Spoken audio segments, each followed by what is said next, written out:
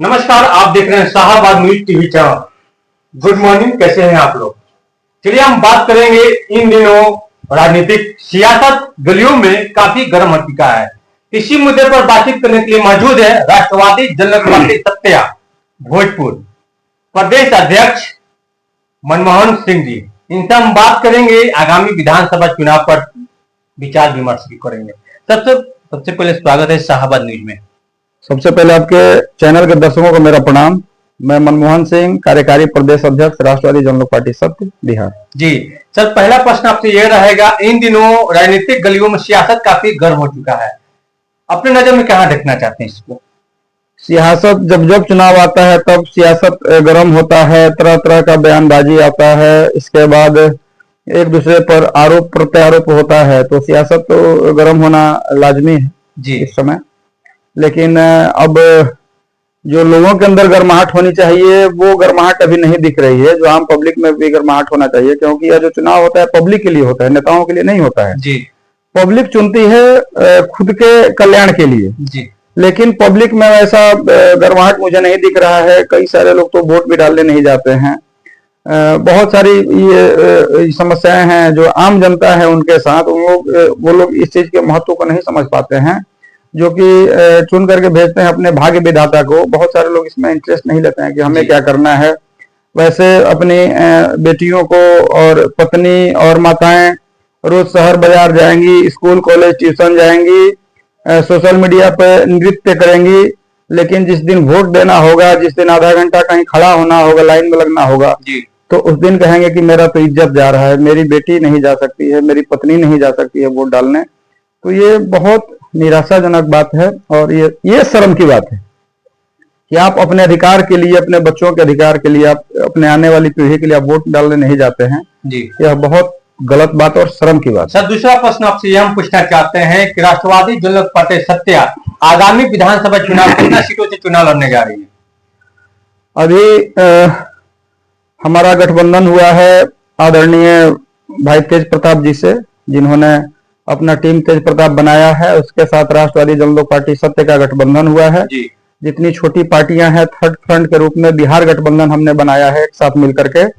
और अभी आने वाले समय में हमारा ओवैसी जी की जो बैरिस्टर ओवैसी जी हैं आदरणीय, उनके साथ उनकी जो AIMIM है उनके साथ भी हमारा गठबंधन होने जा रहा है। तो मुझे लगता है कि थर्ड फ्रंट के रूप में जिस तरह से, चूंकि जो तेज प्रताप जी का जो बेबाक अंदाज है, उनके अंदर जो क्या बोलते हैं मासूमियत है, उनके अंदर जो दृढ़ इच्छा शक्ति है कि जो मुझे करना है वो करना है।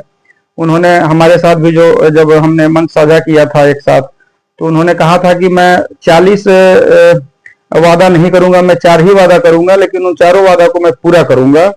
तो मुझे लगता है कि यह जो दृढ़ निश्चय के साथ हम लोगों का एक गठबंधन बन रहा है थर्ड फ्रंट का बिहार गठबंधन, तो हम लोग इन लोगों को तो धूल चटा देंगे। और वैसे तो हमने 57 सीटों का हमने लिस्ट दिया है जी। लेकिन जब हमारा आपस में बैठक हुआ तो हमें ऐसा मतलब कि निर्देश मिला, आपस में हम लोगों ने बातचीत किया कि हम लोग प्रयास करें कि कम से कम सीटों पे लड़े। मतलब कि प्रत्येक पार्टी जो है 10 से 15 सीट, मतलब कि हम लोग टोटल 100 सीट का हमने टारगेट किया है, जहां पे हम मजबूत स्थिति में हैं। और हम लोग 100 में से कम 60 सीट को कबारने के चक्कर में हैं। फिर भी आप सोचे होंगे ना आपकी पार्टी कितना सीटों से चुनाव लड़ने जा रही है, कहां कहां से चुनाव लड़ेगी, कुछ बता सकते हैं आप। हाँ, अभी तो हमने लिस्ट दिया है। अभी चूंकि ओवैसी जी के साथ में हमारा अभी गठबंधन अभी क्लियर नहीं हुआ है, तो जब ये पार्टियां जब हम लोग साथ में बैठेंगे, उनका भी लिस्ट आएगा, हमारा भी लिस्ट आएगा, इसके बाद सहमति बनेगा कि जहां पे हम मजबूत स्थिति में वहां पे हम अपना सीट ले लेंगे, जहां पे वो मजबूत स्थिति में उनको दे देंगे, या फिर हमें हमारे सीट पे वो आना चाहते होंगे हमारे क्षेत्र में तो उन्हें भी दिया जाएगा। लड़ना तय है आपकी पार्टी को। हाँ, तो चुनाव लड़ना तय है और मजबूती के साथ लड़ना है। मजबूती के साथ लड़िएगा। चलिए, तीसरा प्रश्न आपसे ये रहेगा, क्या लगता है बिहार में विकास हुआ है? जिस तरह अभी बिहार में कुछ दिन पहले हमारे बिहार के मुखिया नीतीश कुमार ने सौगात देके गए हैं जगदीशपुर विधानसभा क्षेत्र में।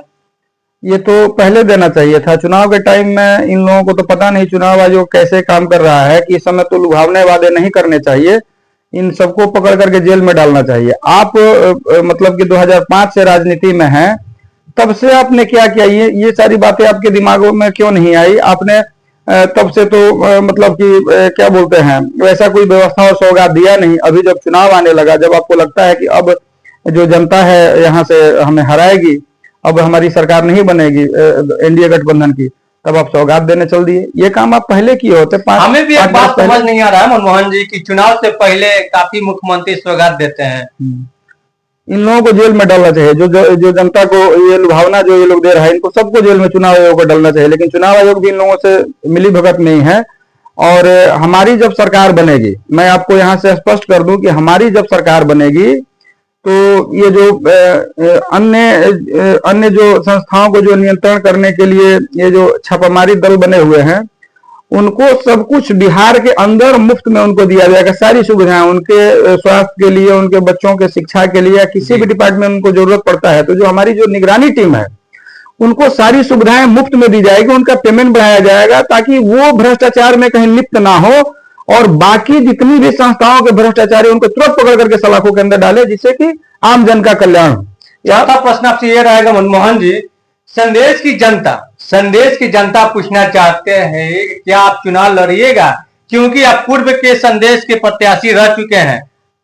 जी, संदेश अभी गठबंधन में देखिए, हमें संदेश, चूंकि तेज प्रताप जी भी हैं हमारे साथ गठबंधन में आ रहा है, संदेश है, बढ़ारा है, शाहपुर है, तरारी है, जगदीशपुर है, हमारे यहाँ जो 7 विधानसभाएं हैं। तो यदि संदेश मुझे, चूंकि पहले तो मैं अपनी पार्टी से लड़ा था, राष्ट्रवादी जन लोक पार्टी सत्य से जी, लेकिन जब अब गठबंधन धर्म में हम आ रहे हैं तो गठबंधन धर्म को हमें निभाना भी पड़ेगा। यदि संदेश मुझे मिलता है तो संदेश लड़ूंगा, आरा मिलता है तो आरा लड़ूंगा। जहां संदेश की जनता की मांग है केवल मनमोहन सिंह, संदेश की जनता की मांग है मनमोहन सिंह, तो फिर हम हमारे जो गठबंधन के सहयोगी हम उनसे आग्रह करेंगे कि हमारी जनता की मांग है, आप हमारे लिए संदेश छोड़ दीजिए। चलिए एक अंतिम प्रश्न जाते जाते हम पूछना चाहते हैं, सुमित हत्याकांड को लेकर अभी तक आरोपी गिरफ्तार नहीं हुआ, इसको लेकर क्या क्षत्रिय सभा करेगी?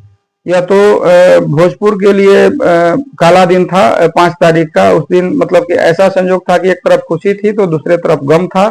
हम 5 तारीख को दिन में आदरणीय भाई तेज प्रताप जी के साथ वहां पे गठबंधन में हम लोग बहुत जश्न मना रहे थे। वहां से खुशी खुशी निकले कि हमारी पार्टी और हमारे लोगों का ताकत बढ़ा। हम लोग एक थर्ड फ्रंट के रूप में, बिहार गठबंधन के रूप में हम लोग एक आ रहे हैं। और जैसे हम यहाँ पे आरा पहुंचे 11 बजे रात में वहां से, पटना से, तो हमें पता चला कि इस तरह का सुमित सिंह जी का हत्या हो चुका है। तो फिर हमने अगले दिन हमने आक्रोश मार्च निकाला, जन आक्रोश मार्च। इसके बाद आज जो है धरना प्रदर्शन भी है। मैं ये कहूंगा कि जो भोजपुर एसपी हैं, डीएम हैं, इन लोगों के ऊपर यदि कार्रवाई करें तो ज्यादा अच्छा रहेगा, क्योंकि भोजपुर में लगातार घटनाएं हो रही हैं, लगातार हत्याएं हो रही है, अपराध बढ़ते जा रहा है। हाँ, लगातार अपराध बढ़ते जा रहा है। तो यदि हम सत्ता और सरकार में आते हैं या फिर सहयोगी बनते हैं तो सबसे पहले जो पेशेवर जो हैं ये क्रिमिनल, पहले तो उनका एनकाउंटर करवाएंगे। सर एक बात पूछना चाहते हैं, अपराध तो बढ़ रहा है, इसमें दोषी कौन है? स्थानीय प्रशासन या बिहार सरकार? देखिए, प्रशासन से भी मतलब कि यदि कहा जाए, प्रशासन को तो हमारी बातें बुरी भी लग सकती हैं। कई बार क्या होता है कि कई जगह जो गलत काम होता है, कुछ लोग प्रशासन को सूचना देते हैं, प्रशासन गिरफ्तार करती है या फिर पैसे लेकर के छोड़ भी देती है और फिर बताती है कि यही जो है वो आपके बारे में मतलब कि हमें बताए थे। तो लोकल में फिर दुश्मनियां बढ़ती है, क्योंकि लोगों को तो कहीं यहाँ से वहां जाना नहीं होता है, वो तो वहीं पे रहेंगे। प्रशासन तो आज थाना प्रभारी आया और कल चला जाएगा, 6 महीने के बाद बदली हो जाएगा। लेकिन आपस में जो लोगों का जन्म जन्मांतर का जो ये है, तो प्रशासन के कारण ही इस तरह के अपराध बढ़ रहे हैं। अपराधियों को इन्हीं लोगों ने सहारा दिया है। जेल में मोबाइल पहुंच रहा है, जेल में ये चरस अफीम पहुंच रहा है, बार बार छापामारी में पकड़ में आता है, पेपर में निकलता है, आप मीडिया बंधुओं के माध्यम से पता चलता है। तो कहीं ना कहीं प्रशासन ही लिप्त है, पैसा देता है, लोग जेल में तरह तरह की ये घटनाएं होती है, वहां से सब रचना रचा जाता है। चलिए अभी हम बात कर रहे थे राष्ट्रवादी जनक पार्टी सत्या बिहार। आपको बता दें कि राष्ट्रवादी जनक पार्टी सत्या बिहार जो तेज प्रताप टीम है महागठबंधन में शामिल हो चुका है, और मनमोहन सिंह का कहना था कि जो भी महागठबंधन ऐलान करता है हमारी पार्टी कहीं ना कहीं से चुनाव लड़ना तय है। लेकिन एक बात, महत्वपूर्ण बात बता दे कि संदेश विधानसभा चुनाव से फिर एक बार उतरेंगे पूर्व प्रत्याशी मनमोहन सिंह जी। हमें दीजिए इजाजत। कैमरामैन पर्सन निकी कुमार के साथ विकी कुमार।